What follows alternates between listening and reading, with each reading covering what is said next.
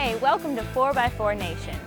In this episode, we're going to be heading to Morris Mountain ORV for the Shamrock Run, an event hosted by John Gallbreath to support a cause that is very near to his heart. He's going to be telling us more about that, and we'll share some of the crazy action from the weekend.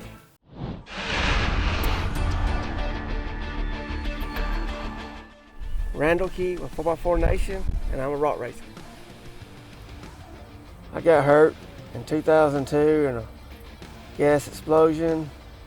That kind of about 150 pounds of pressure hit me in the back, and I think I ended up in a coma for 3 weeks with a 2% chance of living, and somehow I got lucky and pulled through that. And spent 6 months in the hospital, and was on the borderline really, and doctors told him that he had an option. He had 2 choices.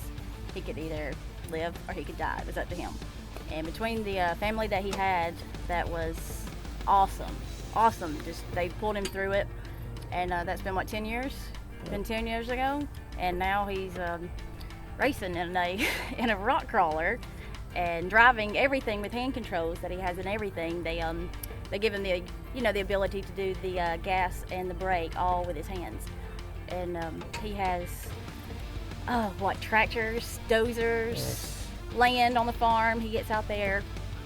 He operates all of it on his own. He's cleared acres and acres all by himself, but he has that mindset that he can do it no matter what. So what happened to him really didn't slow him down any. If not, it made him stronger and more strong-willed, I guess you could say. Determined. There you go. Yeah, I love getting out on the farm and get on the dozer and turn the radio up in the cab, and it'll be 9 o'clock in the morning. Next time I know it's 1 o'clock. I think it's been an hour.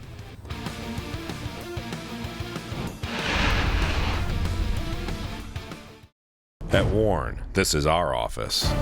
Stuck, all you'll see is red. Warren red. Warren winches are built to get you home no matter what. Check out the new lineup of Warren winches today.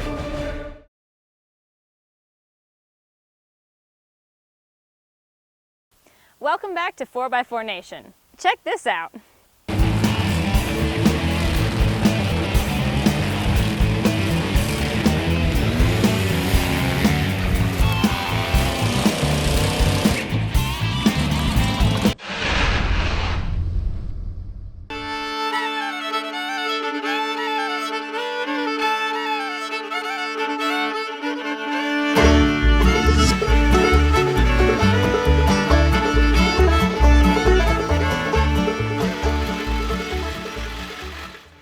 Well, we missed the rain but got left with plenty of mud. Made for a pretty messy parking lot, but lots of fun out on the trails. We broke a strap. I saw that. 2 mediums? I just want one. Just one? Him and Steve-O are pretty much cut from the same cloth, you know what I mean? Hey, Jim. Yes. Want to come help me on this?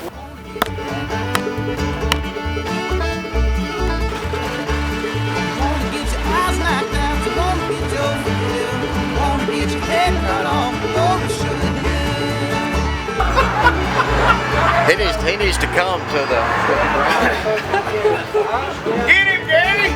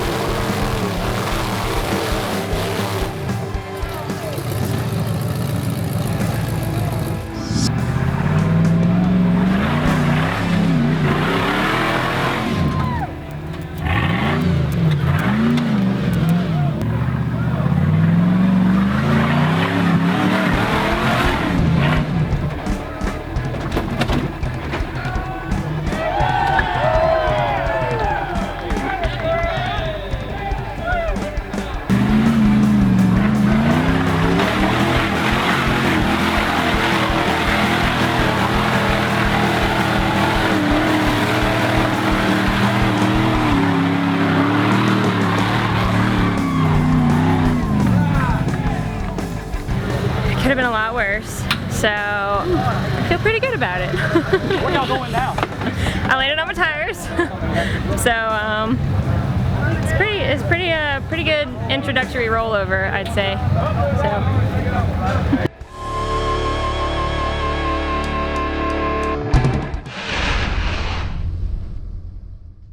Essentially Off-Road has been featured on Extreme 4x4 on Spike TV. This is our shop right here in Murfreesboro. Come let us get your truck or 4x4 ready for the season. We do repair and maintenance on any 4x4. Plus, we carry and install all major lift kits, custom rear ends, roll cages, and accessories.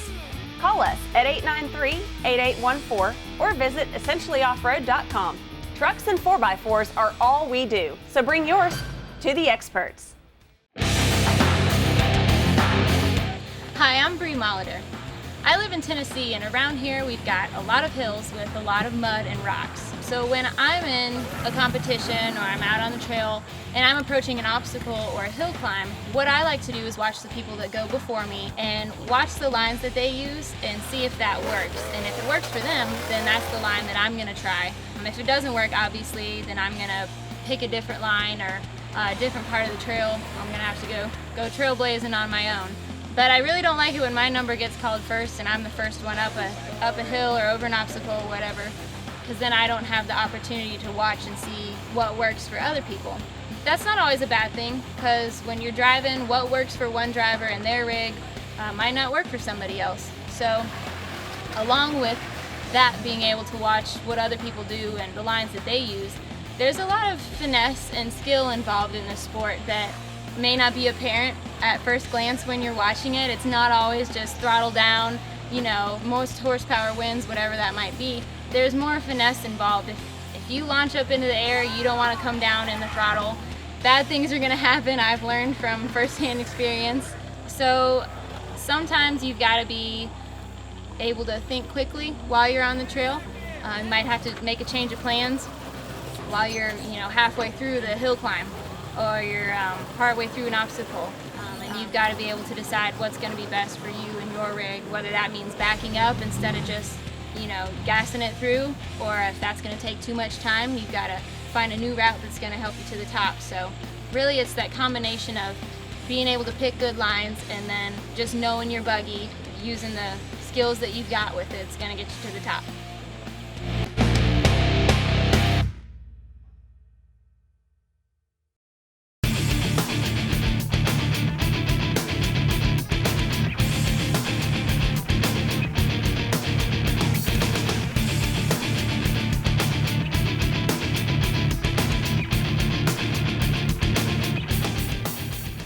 This park is all natural. There are no man-made obstacles, and this hill in particular is proving to be quite a struggle for some of these drivers today.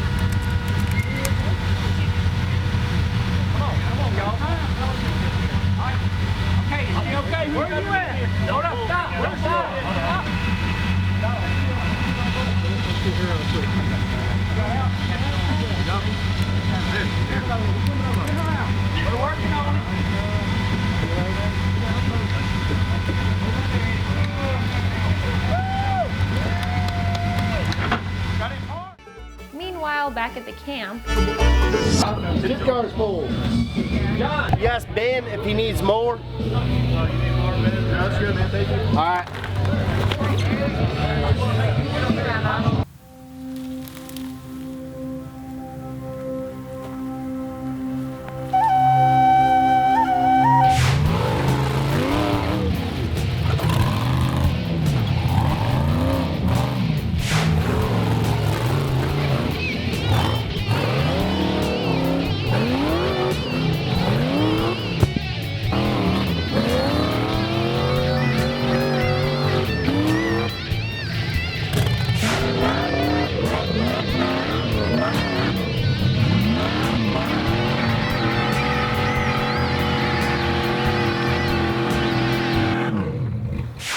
have inspired you to get out and hit the trails, but don't leave quite yet.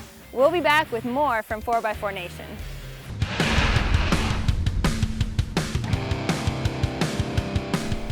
I'm Randall Key with 4x4 Nation, and I'm a rock racer. When we decided to build a new rig, we was talking it all over, and I've always had Jeeps ever since I was old enough to drive, and I wanted to keep the Jeep theme, and so we come out with narrowing the hood up a little bit and the grill, and try to make it roll like a Jeep. But I like the roll of a Volkswagen, so we made the roof kind of roll like a Volkswagen around the top, and it turned out, chassis-wise, turned out great. So we went with the LS1 motor, put a cam and all in, put a 350 turbo transmission with a 205 case. I went with a Rockwell axles, simple way to get front and rear steer, and we put 43 stickies, and it seems to come out great.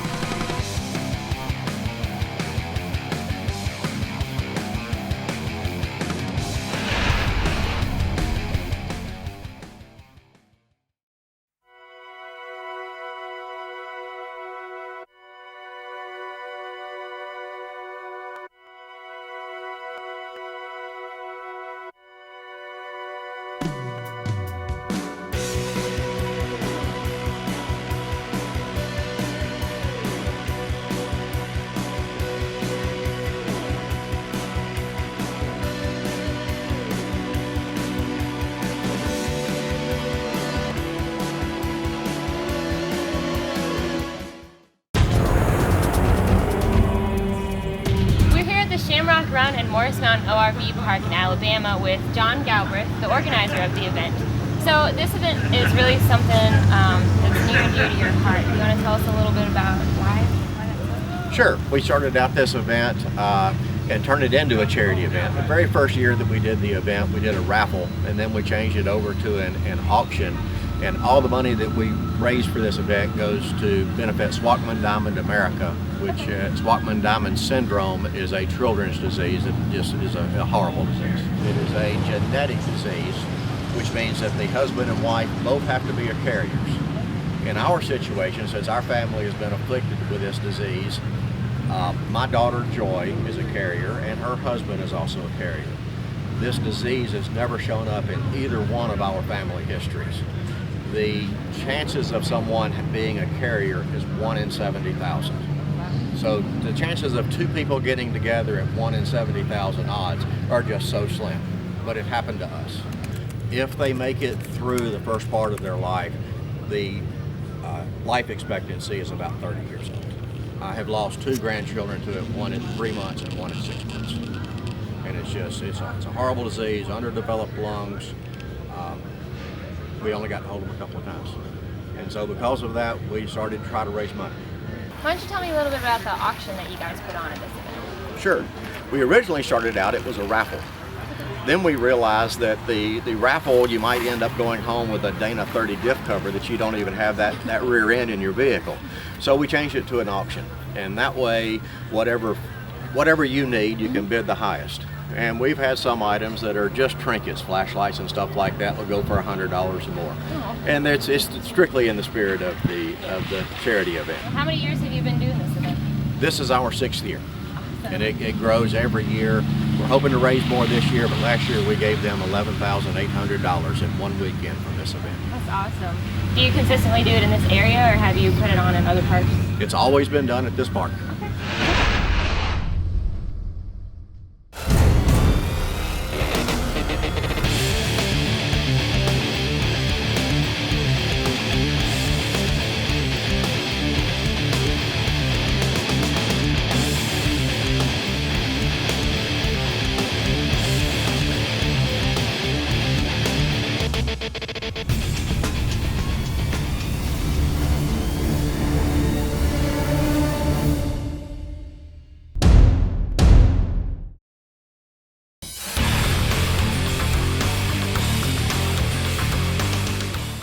I'm Richie Keith of 4x4 Nation, and I'm a rock racer.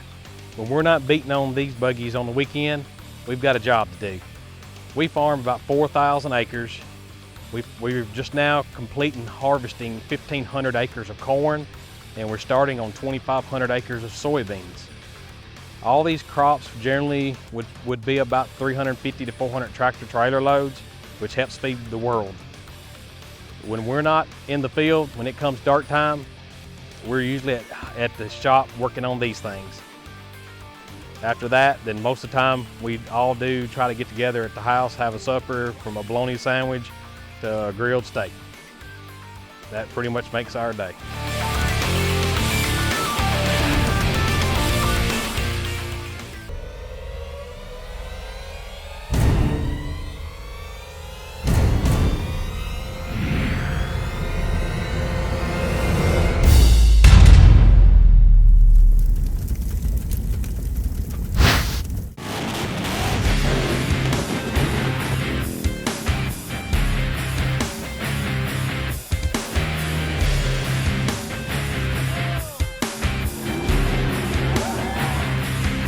Starting with the axles for this build, we're going with a 14-bolt dropout. This is kind of a new thing.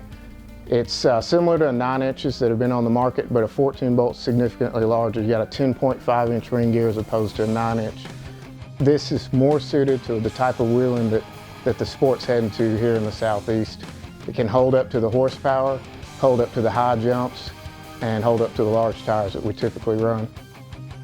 It's also lighter than just a traditional 14 bolt. It's overall just a lot better package. The motor we've chosen for this build is a GM Performance LS3. It comes off the shelf rated at 430 horsepower. That's in full emission form and everything. Once we tune this motor, get it in the chassis with a free-flowing exhaust and intake, we should be somewhere around 500 plus horsepower out of it. It's super reliable. It'll run that horsepower all day. A great choice for this build. We've chosen a Turbo 400 built by PTC Transmissions out of Alabama, and also their torque converter. The transmission's heavy built. It's built for 1,000 horsepower. It's got reverse manual, meaning you shift it yourself. No clutch, of course. It's still automatic. But the big thing that PTC does for the sport is they have a torque converter that they have worked specifically for rock crawling. It's not like drag racing, whereas in rock crawling, at a minimum, you have a 2-to-1 reduction in the transfer case. This causes torque converter flash and odd things. They have actually worked this out and made a torque converter specifically for our sport. It's made a huge difference. I'm a true believer in it. It's a great product. What we're shooting for here is a cutting-edge buggy that hadn't been done before. All new parts. We're shooting for lightweight, high horsepower, strong components. Best of the best here.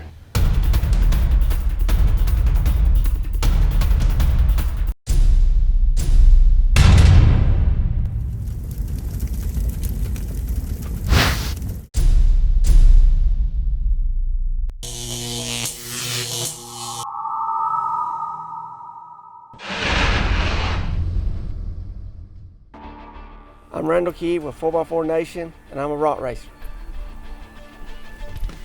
When we get ready to go to an event, there's actually a lot of things that come into play as far as getting things ready in the shop, making sure buggies are ready, buggies are clean, getting everything loaded. And until he can come outside and actually help me load them up on the trailer, we're not going anywhere, because I can't load it up on the trailer by myself without him sitting there telling me that I'm okay to come on. And actually, when we get to the park, there is kind of a routine that we have as far as parking, making sure it's a level spot to get out, get his chair out, get it around to him. And when we load up, we strap everything to where the ratchet straps are on his side. So that way he goes and pops straps loose. I back everything off, get it as close to him as possible. He actually has a chair, a metal chair that'll slide into 2 holes that are right here, and it kind of helps him, you know, get from point A to point B easier. And then we get in, and he's got some things on the inside here that we actually tie his legs to the side of the buggy and out of the way of the pedals and stuff. And as many times as he has flipped over or rolled over or whatever you want to call it, his legs bang around. So we try to keep them in there and keep them as tight as possible. So that way, you know, it's a dangerous sport, and the less, I guess, injuries to us as possible is the best. So.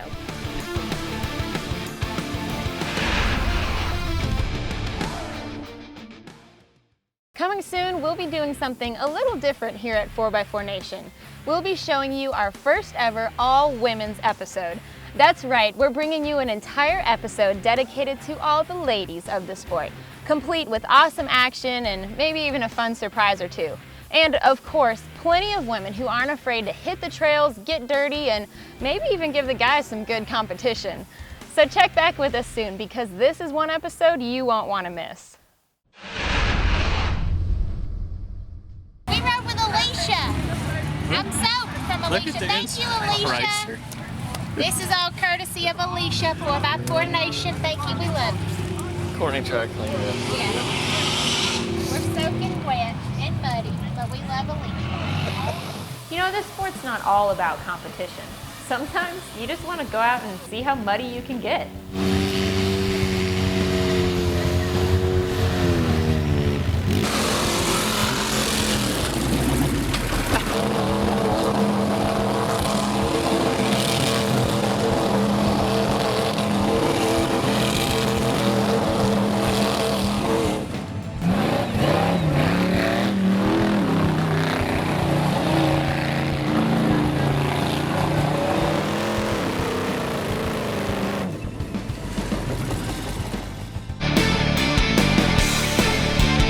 I'm Bree Molitor, and I'm a rock racer.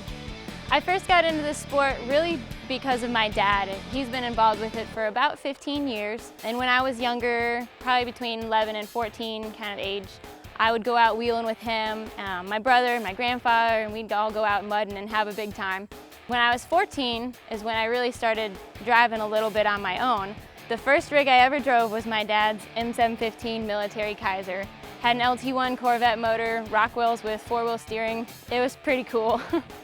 And then I drove his tube chassis up a hill climb competition where I beat a couple of the guys, and that's, I guess, when I just really started getting into the sport and wanting to drive more. I did go for a few years after that where I wasn't as involved, not doing really as many competitions or anything like that, but about 2 years ago, I got back into it full force. Now I love doing the competitions, the trail riding, working with the 4x4 Nation show, really just all the different aspects of it. I've really enjoyed meeting all the people that are involved, and I can't wait to see where this sport's going to go in the future and what it's going to evolve into. I'm pretty excited about that. It's already so much fun, so I'm sure it's only going to get better.